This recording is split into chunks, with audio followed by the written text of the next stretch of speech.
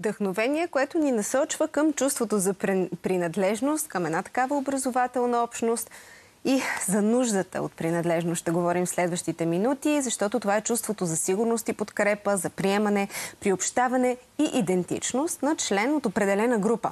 До голяма степен чувството за принадлежност е определящо за нашето социално и емоционално благополучие. По темата мой гост е семейният констелатор Джулиета Танасова. Добър ден! Добър ден, много ми е приятно. На мен също. Какво точно означава чувство за принадлежност? Равно ли е то на нуждата от сигурност и защо е важно за всеки един от нас толкова много? Чувството за принадлежност е един от най-важните, бих казала, дори закони за нас хората. И тъй като ние сме и социални същества, е наистина ключово за нашето щастие и така ментално здраве, така ако мога да кажа.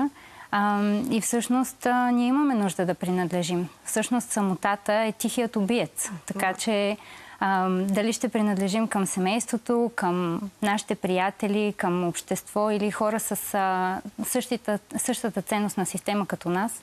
Ние ли избираме групите или групите ни избират? Това е малко така въпрос с много значения.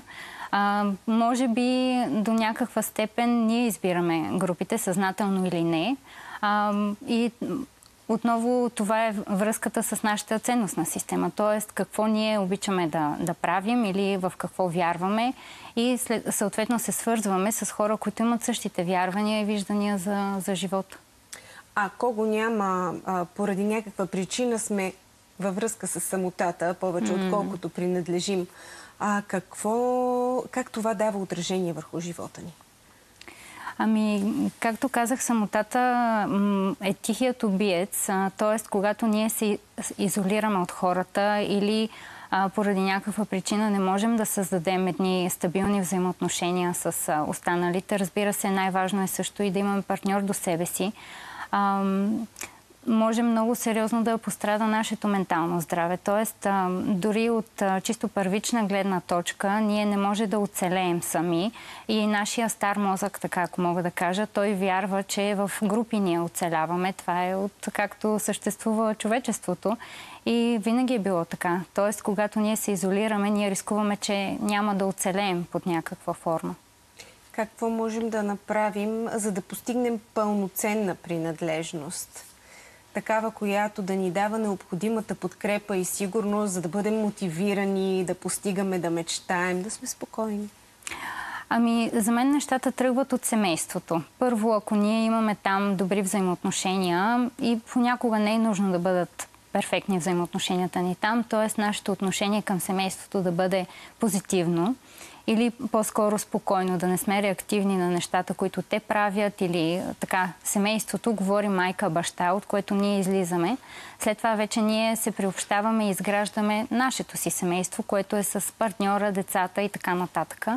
И след това вече имаме работното ни място, там се приобщаваме като принадлежност, имаме приятелствата, клубове, в които може да членуваме или интереси, които имаме, спортни занимания и такива неща.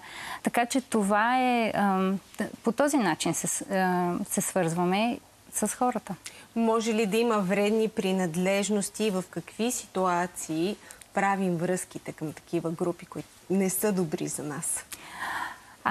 Чувството за принадлежност смятам, че е едно от най-уязвимите ни части в нас, защото хора, които нямат такова чувство за принадлежност, това могат да бъдат сираци, хора, които са от дори различни родители, т.е. от различна държава. Те са така, не знаят към кого точно принадлежат, т.е. дали принадлежат към едната държава или към другата.